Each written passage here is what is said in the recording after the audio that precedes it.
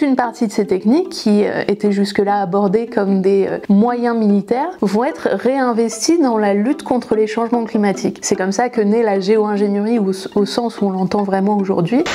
Alors par géo-ingénierie ou ingénierie climatique, on entend l'ensemble des techniques ou des projets techniques qui visent à altérer l'environnement à très grande échelle pour lutter contre le réchauffement global. La différence entre la géo-ingénierie et les changements climatiques, c'est que la géo-ingénierie, c'est une altération volontaire. On va volontairement chercher à modifier l'atmosphère et à jouer avec la température, alors que les changements climatiques, on va dire que c'est un phénomène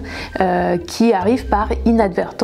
sous l'effet des activités humaines, mais de manière involontaire. Et puis ensuite, il faut encore distinguer la géo-ingénierie de la modification de la météo, qu'on peut aussi appeler ingénierie météorologique, parce que ça, ce sont des techniques très locales qui sont utilisées de manière routinière depuis maintenant 70 ans et qui ont pour but de soit augmenter les chutes de pluie, soit diminuer les chutes de grêle, généralement dans les régions agricoles pour diminuer les dommages sur les cultures. On s'aperçoit que leur âge d'or, c'est à partir des années 40-50 et durant toute la durée de la guerre froide, puisque on va chercher à développer des manières de modifier les conditions météorologiques ou de modifier les conditions climatiques à des fins vraiment de supériorité opérationnelle. Et on va notamment voir apparaître une sorte de course au contrôle de l'atmosphère entre les deux blocs, donc le bloc occidental et le bloc soviétique, au même titre qu'on a pu observer une course à l'espace. Ça va durer vraiment jusque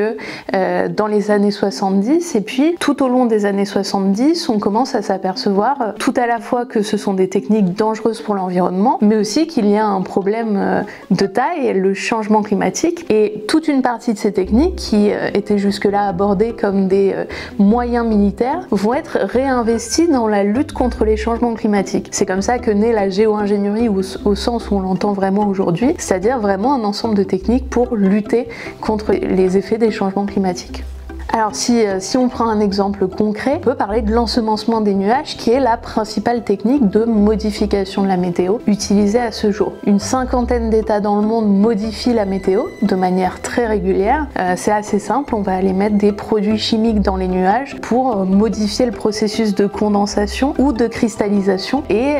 obtenir des effets sur les précipitations, donc soit réduire les chutes de grêle, soit augmenter les chutes de pluie. C'est beaucoup utilisé en Europe pour la lutte anti-grêle. C'est très utilisé en Asie, et d'ailleurs en Asie on a le pays qui investit le plus dans le domaine, c'est la Chine. Et puis on trouve aussi des traces de ces techniques en Afrique, notamment dans le Sahel, où les pays, encore une fois,